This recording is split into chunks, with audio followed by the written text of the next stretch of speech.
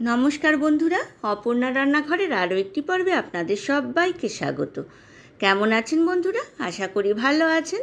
আজ চলে এসেছি চিলি এগ বা এগ চিলির রেসিপি নিয়ে।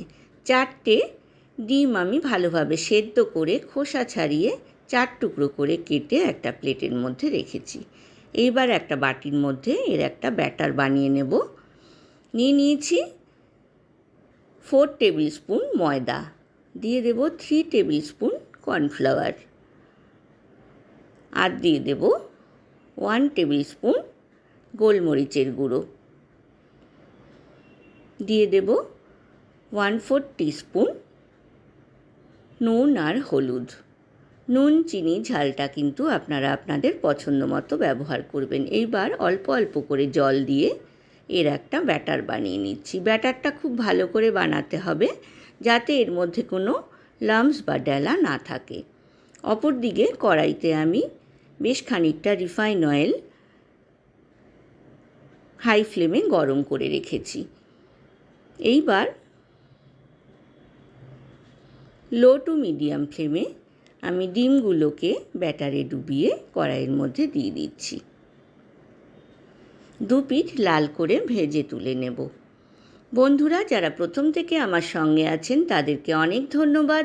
যেসব বন্ধুরা প্রথম আমার চ্যানেলে ভিজিট করছেন তাদেরকে আমার চ্যানেলে স্বাগত জানাই। ডিমগুলো এক পিঠ লাল হয়ে যাওয়ার পর আমি অপর পিঠ উল্টে দিলাম।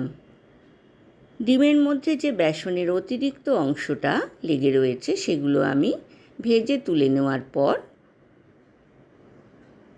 পরিষ্কার করে নেব যাতে দেখতে ভালো লাগে। 2 পিঠ ভাজা হয়ে যাওয়ার পর আমি ডিমগুলোকে তুলে নিচ্ছি।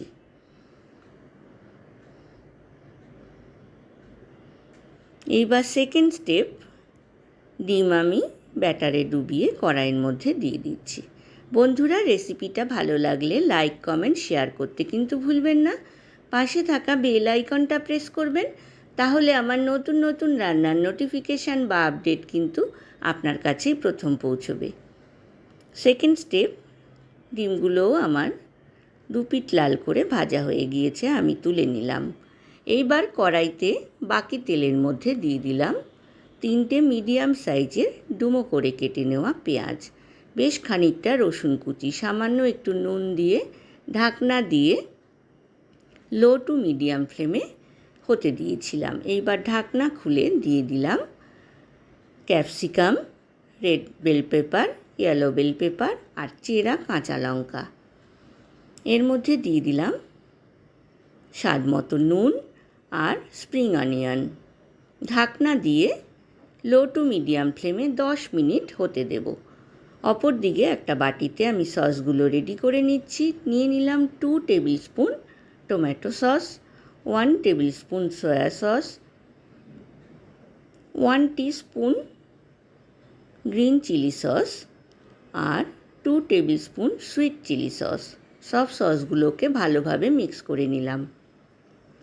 10 মিনিট পর ঢাকনা খুলে ভালোভাবে নাড়াচাড়া করে নিলাম। এর মধ্যে দিয়ে দিলাম তৈরি করে রাখা সস। পেঁয়াজ, কাঁচা লঙ্কা, রসুন আর বেল পেপার ক্যাপসিকামের সাথে ভালোভাবে মিক্স করে যেই বাটিতে সস রেডি করেছিলাম সেই বাটিরই হাফ বাটি জল, আমি গরম জল আমি এখানে দিয়ে দিলাম স্বাদ মতো নুন আর চিনি।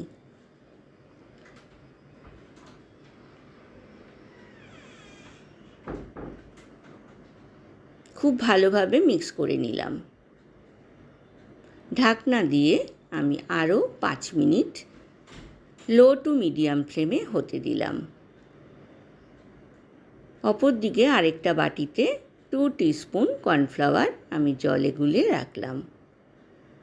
10 মিনিট পর ঢাকনা খুলে আমি দিয়ে দিলাম ভেজে তুলে রাখা ডিমগুলো।